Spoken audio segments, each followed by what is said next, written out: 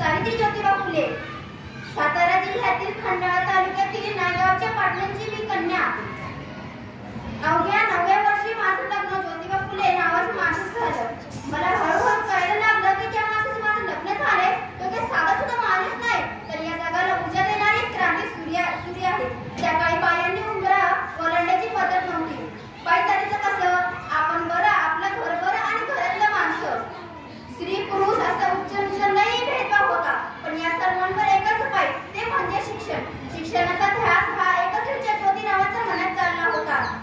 पण एकदा शिक्षणाचा प्रसार करत असताना फरान नावाच्या ब्रिटिश मॅडम म्हणाल्या, मिस्टर फुले, तुम्हाला शिक्षणाचा प्रसार करायचा आहे ना? So educated women first, because if educated women whole house will be educated. पण तुम्ही माणसं वुमेनला घराच्या बाहेर पडू देत नाही। So bad mister Phule. झालं, ते घरी आले की माझ्याकडे पाटी पेन्सिल घेऊन आले आणि मला म्हणाल्या, सावित्री, मी तुला शिकवणार। झालं माझं सुरू, काना, मात्रा, वेलंडी, आकार, उकार, वेग, वेग, विचार, वेग, सहा हात धर। मी लिहायला शिकले, वाचायला शिकले, म्या काव्य सुद्धा रचू लागले। अशातच 1 जानेवारी 1848 रोजी पुण्यात खेडेवाड्यात मुलींची पहिली शाळा आम्ही काढली आणि त्या शाळेची पहिली शिक्षिका आणि मुख्याध्यापिका सुद्धा। शेपाळ्यासारखा जगलात ना तर कान तमाम होईल, पण वाघासारखा जगलात तर नाव होईल। पण समाज मात्र धर्म उडाला कोणी सुरू होती। अहो, एखादी सर्वसामान्य माणसांनी शिक्षण घेताना कोणता धर्म उडतो? इतका दगला तो शकतो का हा धर्म?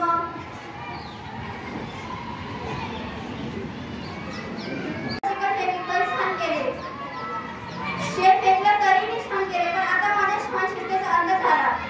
अचानक माझ्यासमोर एक माणूस आला आणि म्हणाला, ए टवळे, कुठे निघालीस? आमची पोरी वाढणं शिकवणं बंद कर। तुला तुझी अब्रू प्यारी आहे का ते शिक्षण? कदाचित त्याला माहित नसावं, आपण ज्योतिबा पैलवानाच्या पत्नी आहोत ते। अशी घेतल्यानंतर कानाखाली वाजवलं आणि म्हणले, आज आल्यास ना खोवाडे फुटलं, उद्या आल्यास तर तुझ्या या रक्ताने धरती रंगवेल। स्त्री कोणत्याही जातीचा व धर्माचा असो, ती नेहमी अत्याचाराला बळी पडत आलेली आहे। अहो, एखाद्या स्त्रीचा नवरा मेला म्हणून तिने सती जायचं? आपल्या नवरा मेला म्हणून सती जायचं यात आपल्या काय दोष आहे? इंग्रज सरकारांनी मुली सतीबंदी प्रथा सुरू केली होती, सतीबंदी सुद्धा सुरू केली होती। त्यानंतर आम्ही विधवा महिला काशीबाई यांचा मुलगा दत्तक घेतलं, म्हणजे यशवंताला। त्याच्या दूर पाहुण्यांनी आमचं अंगण कसं भुलून जायचं। आम्ही त्याला वाढवलं, मोठं केलं, डॉक्टर सुद्धा बनवलं। पण अशातच पुण्यात त्याची साथ पसरली होती। काठात गाठ ठेवून लोक थोडं करून लागली होती। आम्ही यशवंताला सांगितलं, यशवंता, आपल्याला हॉस्पिटलला उठायचं आहे। तरी हॉस्पिटल उभारलं।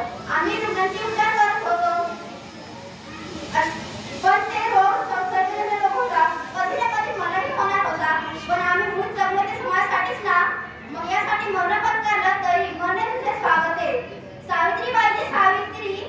सावित्रीची सावित्रीबाई झाले, सावित्रीबाईचे सावित्री माई सुद्धा झाले।